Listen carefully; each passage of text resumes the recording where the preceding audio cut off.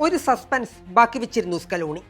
ലോക ഫുട്ബോളിലെ അധികായന്മാരെല്ലാം ടീമിനെ പ്രഖ്യാപിച്ചിട്ട് ദിവസങ്ങൾ കഴിഞ്ഞിട്ടും ലോക ചാമ്പ്യന്മാരുടെ പട്ടിക മാത്രം പുറത്തു വന്നിരുന്നില്ല. അയാൾ എന്താണ് കരുതി വെച്ചിട്ടുണ്ടാവുകയെന്ന് ആലോചിച്ച് തലപുകച്ച ആരാധകർക്കിടയിലേക്കാണ് സ്കലോണി ആ 10-ാം നമ്പറുകാരനെയും കൂട്ടാളികളെയും പ്രഖ്യാപിക്കുന്നത്. പ്രതീക്ഷിച്ചിരുന്ന പേരുകൾ വെട്ടിയും പുതിയ പേരുകൾ കൂട്ടിച്ചേർത്തും ഒരു ഉഗ്രൻ സംഘത്തെ സ്കലോണി ഒരുക്കി നിർത്തി. എന്നിട്ട് ഇങ്ങനെ കൂടി പറഞ്ഞു വെക്കുന്നു: ഇനി പോരാട്ടം തുടങ്ങാം.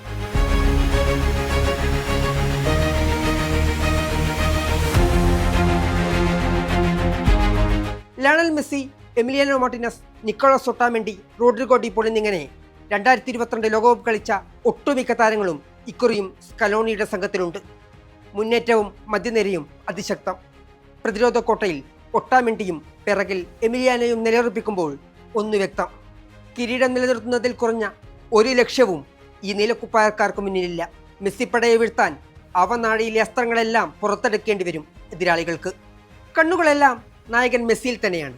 ക്യാപ്റ്റൻ ബാനോണിഞ്ഞ് ലോകകപ്പിന്റെ മഹാമൈതാനത്ത് ഒരിക്കൽ കൂടി അയാൾ ഇറങ്ങുമ്പോൾ തന്നെ എതിരാളികളുടെ കണക്കുകൂട്ടലുകൾ പിഴയ്ക്കും. പഠിച്ചുറപ്പിച്ച പാഠങ്ങൾ തെറ്റും. പിന്നെ പോരാട്ടമാണ്. അതിൽ അയാളെ വീഴ്ത്താനായാൽ മാത്രം എതിരാളികൾക്ക് ചിരിക്കാം. പരാജയപ്പെട്ട യുദ്ധങ്ങളും ചിതറിയ സ്വപ്നങ്ങളുമായി തലകുനിച്ചു നിന്ന ഒരു ജനതയ്ക്കായി നെഞ്ചും വിരിച്ചു നിന്ന് പോരാടിയയാളാണ് ആ 10-ാം നമ്പറുകാരൻ. കൈവിട്ട കിരീടങ്ങളെല്ലാം ചങ്കുറപ്പോടെയാണ് അയാൾ വെട്ടിപ്പിടിച്ചത്. ആ നീലക്കുപ്പായത്തിൽ ആലേഖനം ചെയ്തു വെച്ച 3-ാം നക്ഷത്രത്തിന് പറയാനുള്ളത് അത്രയും അയാളെക്കുറിച്ചായിരിക്കും. ഇക്കുറി വരുന്നത് പക്ഷേ പുതിയ ഭാവത്തിലാണ്. സമ്മർദ്ദങ്ങളില്ല, ഭാരങ്ങളില്ല. കരിയറിൽ പൂർണ്ണത പ്രാപിച്ചു കഴിഞ്ഞു.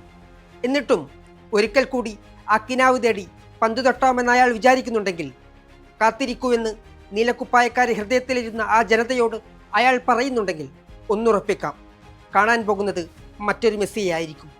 ബൂട്ടുകളിൽ ഇപ്പോഴും പിടികൊടുക്കാത്ത മായാജാലമുണ്ട്. ഒരു കിരീടധാരണം കൂടി കഴിഞ്ഞു മാത്രമേ ഡഗ്ഔട്ടിലേക്ക് അവസാനമായി അങ്ങനെയൊരു തിരിച്ചു നടത്തമുള്ളൂ എന്നാണെങ്കിൽ പിന്നെ ലോകകപ്പിൽ ആരാധകർക്ക് പ്രതീക്ഷിക്കാൻ എന്തൊക്കെയോ ഒരുക്കി വെച്ചിട്ടുണ്ട് മെസ്സി.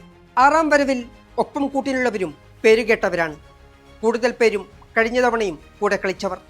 സ്ട്രൈക്കർമാരായി യുവതാരം ജൂലിയൻ അൽവാരസും ലൗട്ടാറോ മാർട്ടിനസുമുണ്ട്.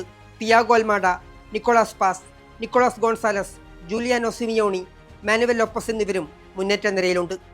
എന്നാൽ പൗലോ ഡിബാലയെ ടീമിലെടുക്കേണ്ടതില്ലെന്നാണ് സ്കലോണിയുടെ തീരുമാനം. മധ്യനിരയാകട്ടെ അതിശക്തം. കഴിഞ്ഞ ലോകകപ്പിൽ തിളങ്ങിയ Leandro Paredes, Rodrigo De Paul, Enzo Fernandez, Alexis Mac Allister എന്നിവരെല്ലാം സ്കലോണി ടീമിൽ ഉൾപ്പെടുത്തിയിട്ടുണ്ട്. ജിയോവാനി ലോ സെൽസോയും യുവതാരം വാലന്റൈൻ ബാർക്കോയും എസക്കൽ പലാസിയോയും ടീമിലുണ്ട്. മധ്യനിരയിൽ അർജന്റീനയ്ക്ക് ആശങ്കകളേതുമില്ല. അതേസമയം ടീമിലുണ്ടാകുമെന്ന് പ്രതീക്ഷിച്ചിരുന്ന റയൽ മാഡ്രിഡിന്റെ യുവതാരം ഫ്രാങ്കോ മസ്റ്റാൻഡുവാനോയ്ക്ക് സ്ക്വാഡിൽ ഇടം കിട്ടിയില്ല. Cristian Romero, Gonzalo Montiel, Lisandro Martinez, Nicolas Otamendi തുടങ്ങിയവരടങ്ങിയ പ്രതിരോധം ഏത് മുന്നേറ്റത്തെയും തടയാൻ കെൽപ്പുള്ളതാണ്. Leandro Balerdi, Nicolas Tagliafico, Facundo Medina, Nahuel Molina എന്നിവരും പ്രതിരോധ നിരക്ക് കരുത്തു പകരും. എമിലിയാനോ മാർട്ടിനസ് തന്നെയാകും ഗോൾ വിലകാക്കുക. ജെറോണിമോ റുള്ളി, ജുവാൻ മുസ്സോ എന്നിവരും ഗോൾ കീപ്പർമാരായി ടീമിലിടം നേടിയിട്ടുണ്ട്. ലോകകപ്പിൽ ഗ്രൂപ്പ് ജെയിലാണ് അർജന്റീന. അൾജീരിയ, ഓസ്ട്രിയ, ജോർദാൻ തുടങ്ങിയ ടീമുകളാണ് ഗ്രൂപ്പിലെ എതിരാളികൾ. അൾജീരിയയുമായിട്ടാണ് ആദ്യ മത്സരം. തുടർച്ചയായി 2-ാം ലോക കിരീടം ലക്ഷ്യമിട്ട് സ്കലോണിയും സംഘവും ഇറങ്ങുകയാണ്. കാത്തിരിക്കുകയാണ് ഫുട്ബോൾ ലോകം.